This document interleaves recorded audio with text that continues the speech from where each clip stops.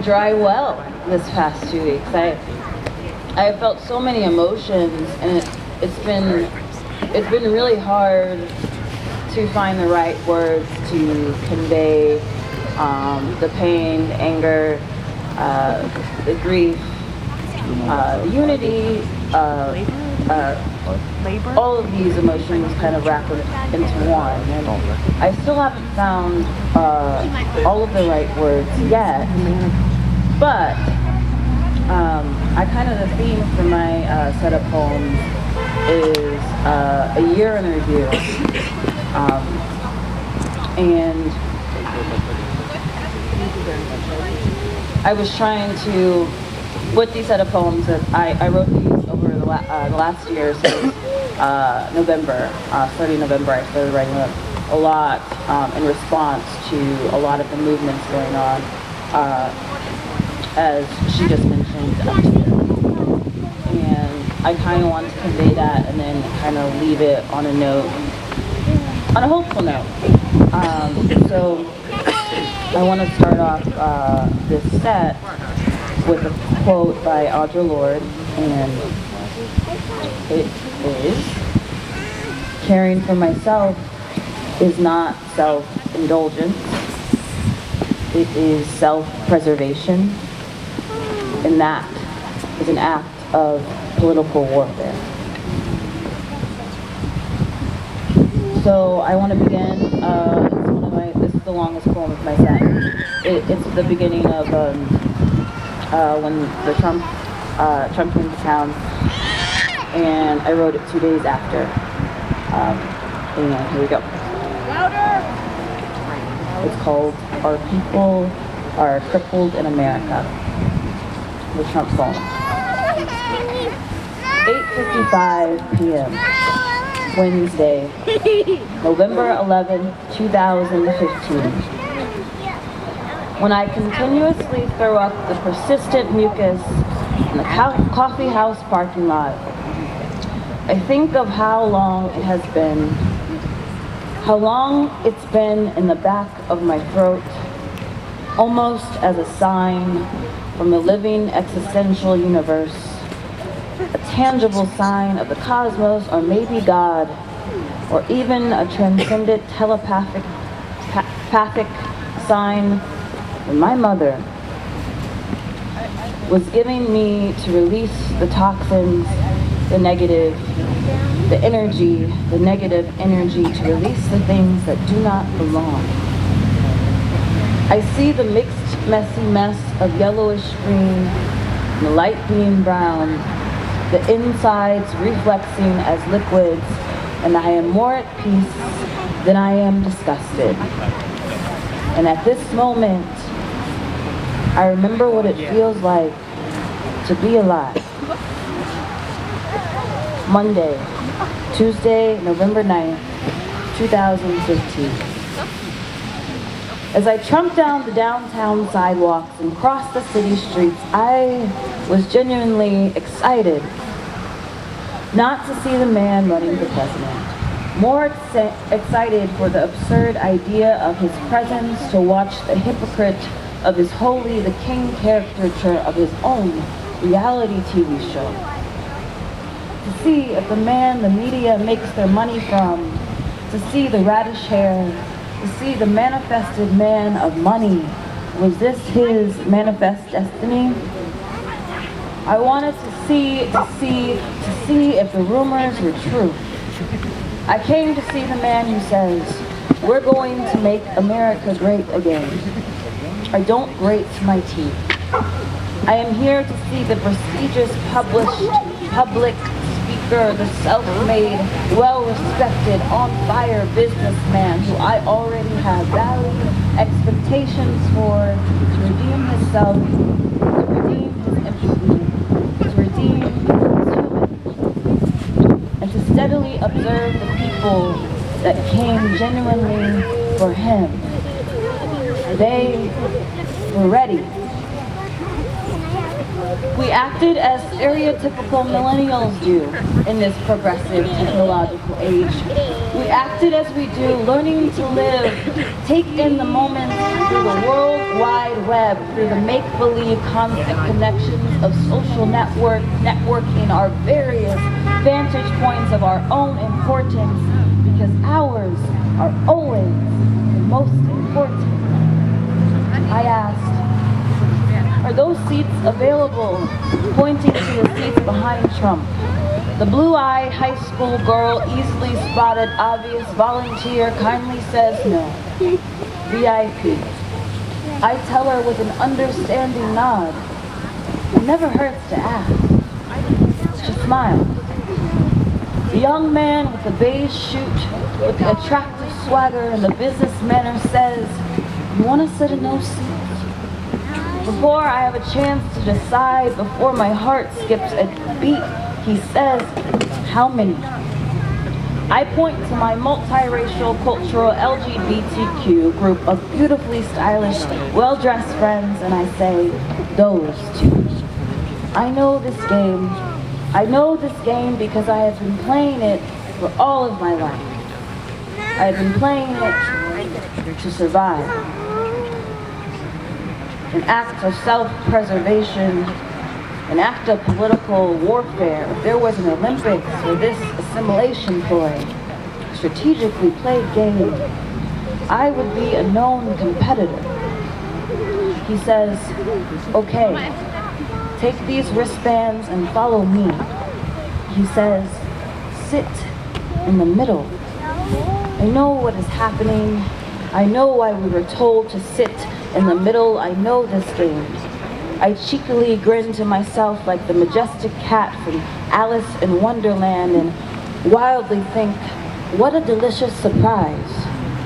This is not Alice and we are not in Wonderland, but the way the world seems to always work itself out will always be a little crazy.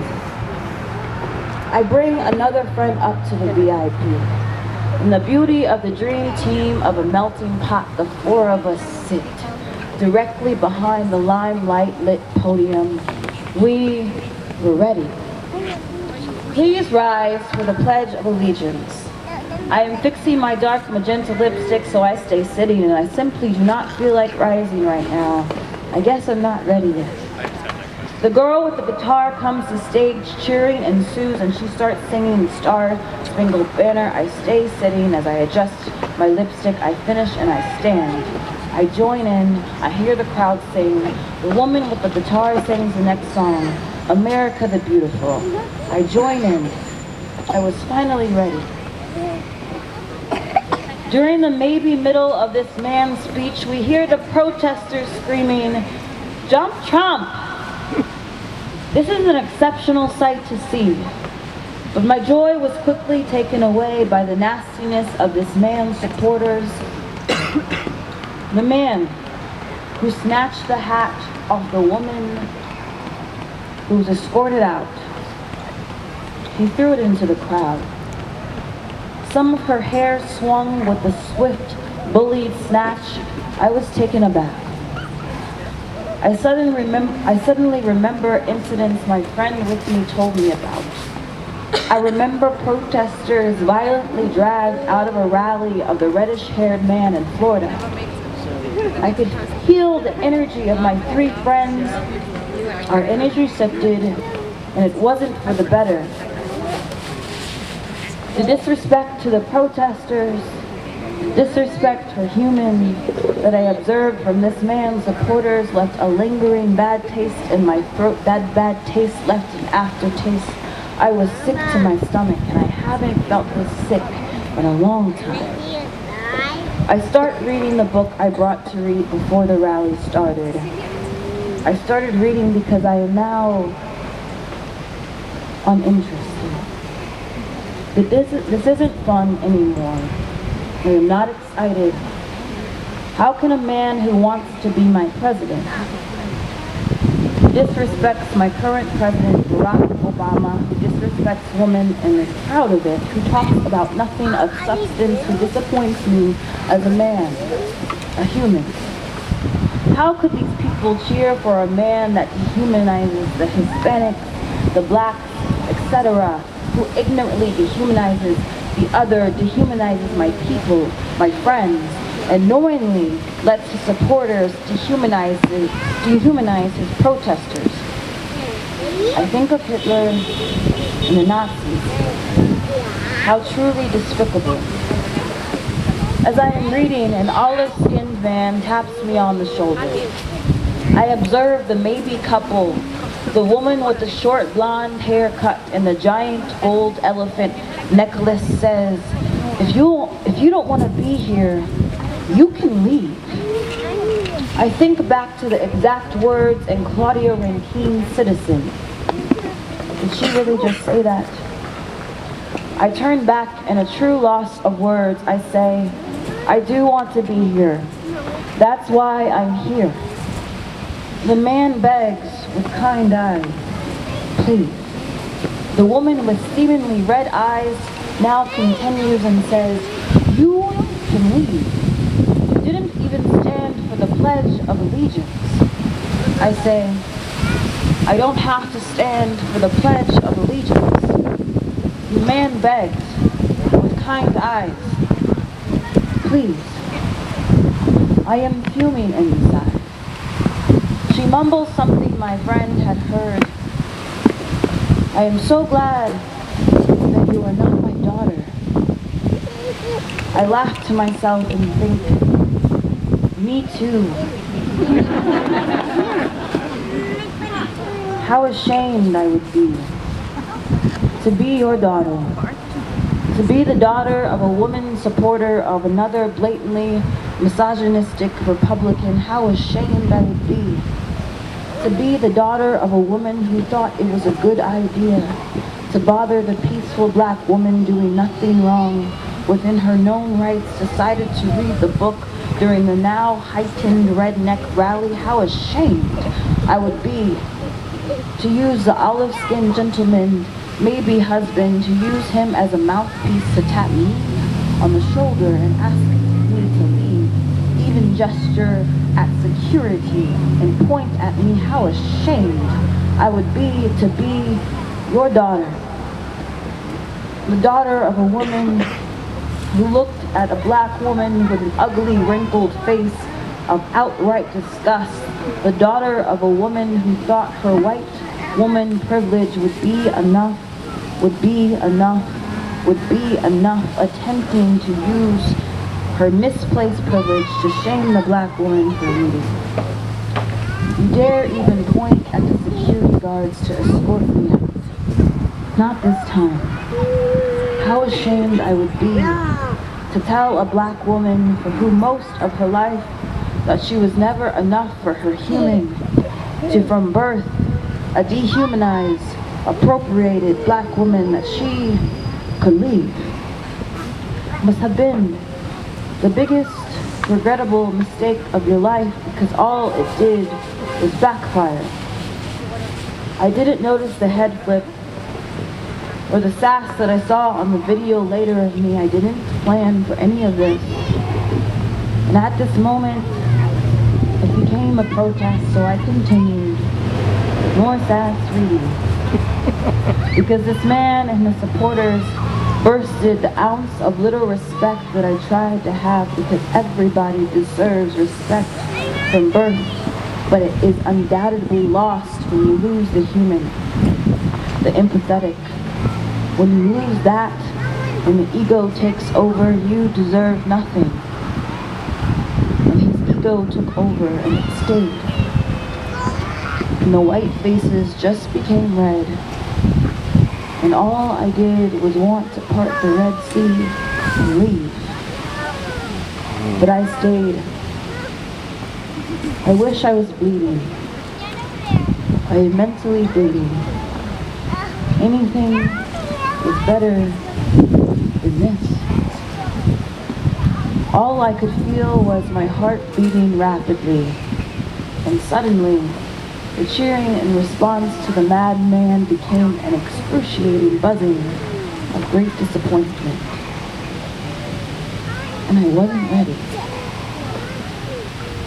I could never prepare for this feeling again. I wasn't ready.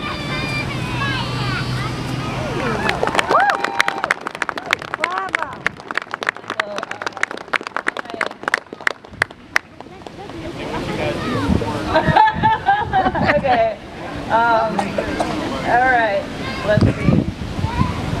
So again, this set is called A Year in Review, and these were I wrote some of these, and all of them are pretty unedited, so I haven't even read a lot of these out loud. And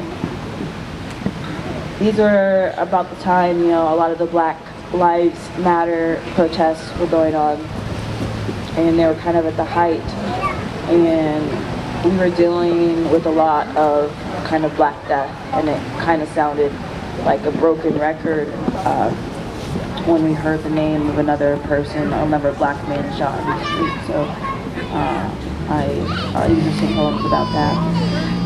And I wrote this, I think, November 17th, 2013.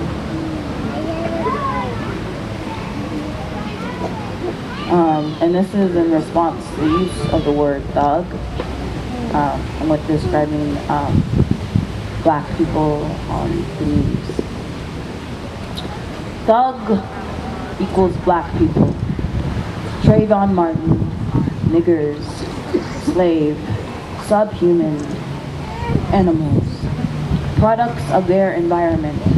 Thug equals, you don't know what it's like to clean your son's blood off the blacktop concrete where kids once played. Kids equals kids who are trying to be kids, but Black boy gets shot a lot, and we care, but I guess not enough. And they didn't really deserve to die. Thug equals, I'm not racist because I have Black friends. I dated a Black girl before, but I could never really marry one. Thugs are raised by Black women who got raped and beaten and silenced, but still tried to raise the sons that got shot in the street. She told him, don't go chasing waterfalls. Did you know they left his body in the street for hours, made his grave for him? Did you know Emmett Till was the spark of the civil rights movement? Did you know that Emmett Till wasn't in my American history book? Did you know that when Black boys bleed, it means less? Did you know thugs love and they cry and they try to live a good life, but rioting is a direct result of the bubbles rising to the surface, and the bubbles have been rising. Whoa. My black tea is ready. It's time to stop talking about Black boys who kill Black boys and get killed by Black white men and get away with it. Let's talk about something more formal, more appropriate. Let's talk about death. I think they beat that 12-year-old boy for whistling at a white woman. They should have beat him harder. He probably deserved to float down the Mississippi River with a bloated, half-broken, blue and bloody. Oh, what a sight. Let's talk about waterfalls and death. We didn't all want to chase those waterfalls. We wanted to free fall and to be a kid and not join the gangs that your government gave the guns to. Would you like some tea? A noose fits well, but tea seems more appropriate. I wrote this one.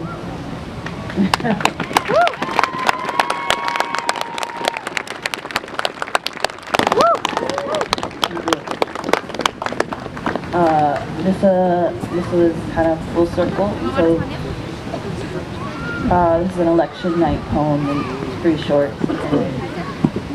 I want to close with a poem from The Prophet by Cahill Gibran, and it's on freedom. So election night. It's the early evening of the election. I am invited to the Unified House in Washington Park to watch our first female president accept her throne. Surrounded by the good energy of my friends, we can only hope for the best. We can only hope for the best. The night quickly descends into an unforgettable silence. We were sideswiped in the middle of the night by the well-meaning buck just passing through, maybe an alley in another life. We made it out alive, but we still have that deer in headlights kind of look.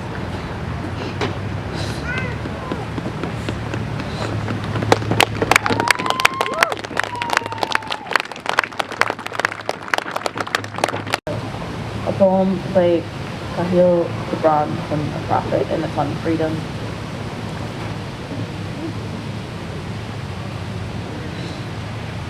And an orator said, "Speak to us of freedom."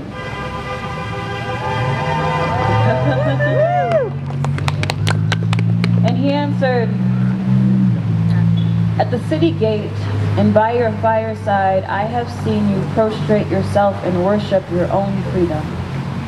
Even as slaves humble themselves before a tyrant and praise him though he slays them, in the grove of the temple, in the shadow of the citadel, I have seen the freest among you wear their freedom as a yoke and a handcuff. And my heart bled within me, for you can only be free when even the desire of seeking freedom becomes a harness to you. And when you cease to speak of freedom as a goal and a fulfillment, you shall be freed indeed when your days are not without a care, nor your nights without a want and a grief, but rather when these things girdle your life, and yet you rise above them naked and abound. And how shall you rise beyond your days and nights unless you break the chains which you at the dawn of your understanding have fastened around your noon hour? In truth, that which you call freedom is the strongest of these chains, though its links glitter in the sun and dazzle your eyes. And what is it but fragments of your own self you would discard that you may become free?